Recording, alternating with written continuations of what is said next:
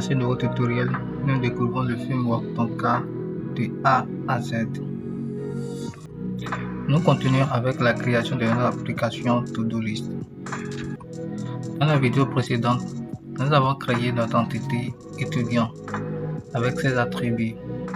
Et on avait dit qu'un étudiant a un nom, un prénom, un numéro de matricule, une adresse mail et une filière. Aujourd'hui, nous allons découvrir les routes. C'est quoi une route? Une route, c'est une règle qui dit que lorsque, par exemple, un utilisateur tape une REL dans son navigateur, c'est quoi la partie du code qui sera exécutée? C'est ce qu'on appelle une route. Nous allons découvrir cela aujourd'hui avec notre framework Tonka. Après ça, lorsqu'on a démarré premièrement notre application Tonka, on a accédé à une page de bienvenue qui nous disait Welcome Home. Voilà, cette page, nous allons pouvoir la modifier, créer notre propre page avec le moteur du template de PHP Twig. Je vous explique Twig après.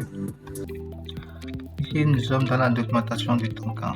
Côté route, comment définir une route en Tonka?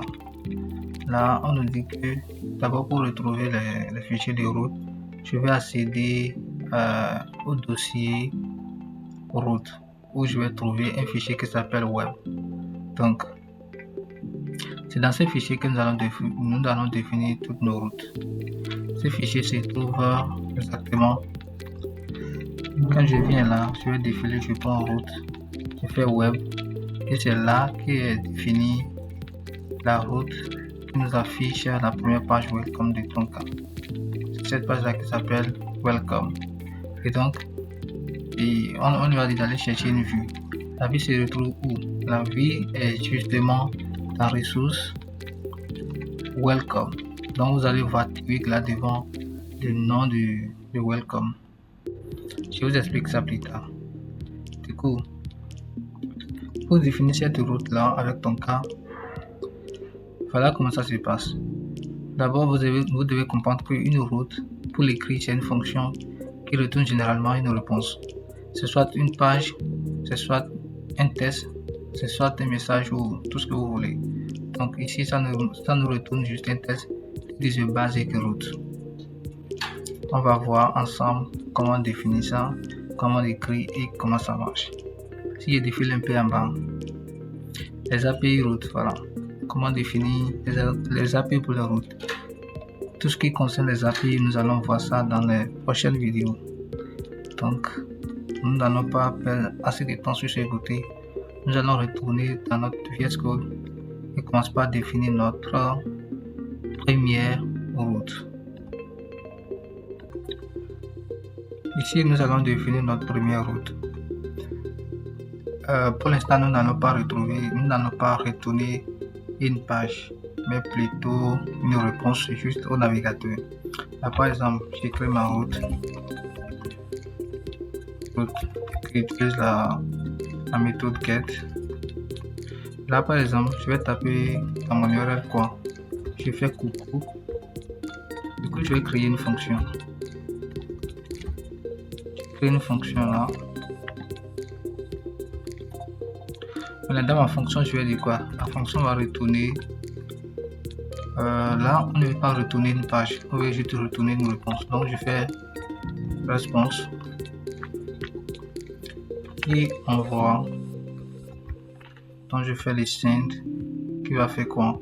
Qui dit, par exemple, je dis hello, je suis Jules Chris.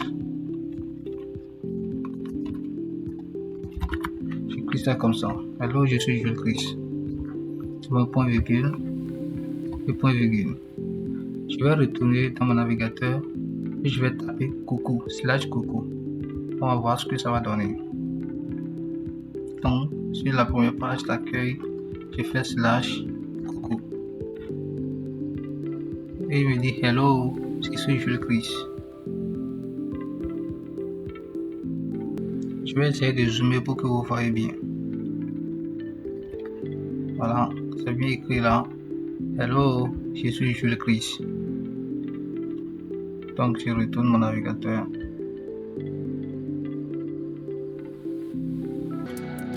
Maintenant qu'on a écrit une route, on a vu que tout marche bien. Nous allons maintenant retourner un fichier, un template. Donc pour retourner un template, nous allons devoir créer un template dans le dossier view. Donc tel que les fichiers sont déjà là, moi-même j'ai créé un fichier. Je fais new file et j'appelle ça test.twig.php.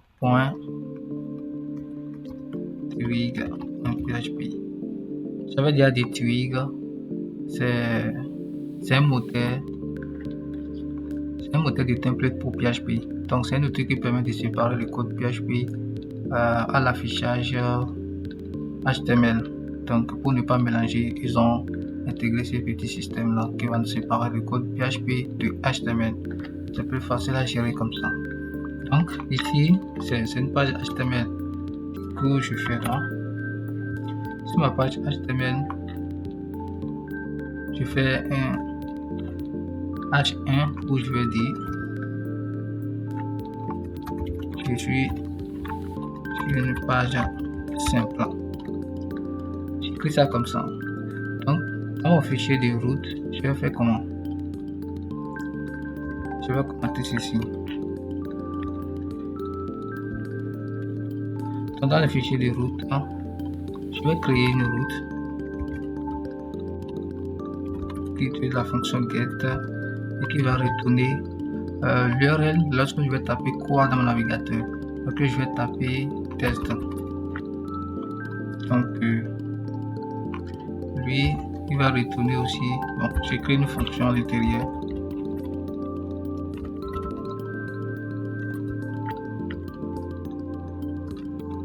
Une fonction qui retourne une vue. Donc view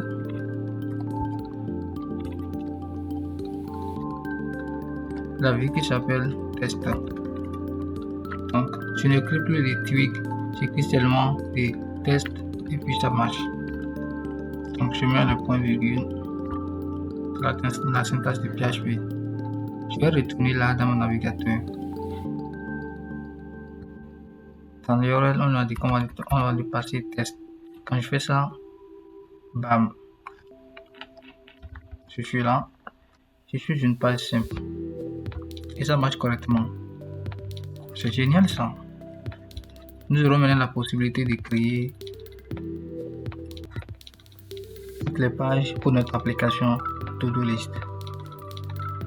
Une première page d'accueil où on va afficher la liste de tous les étudiants.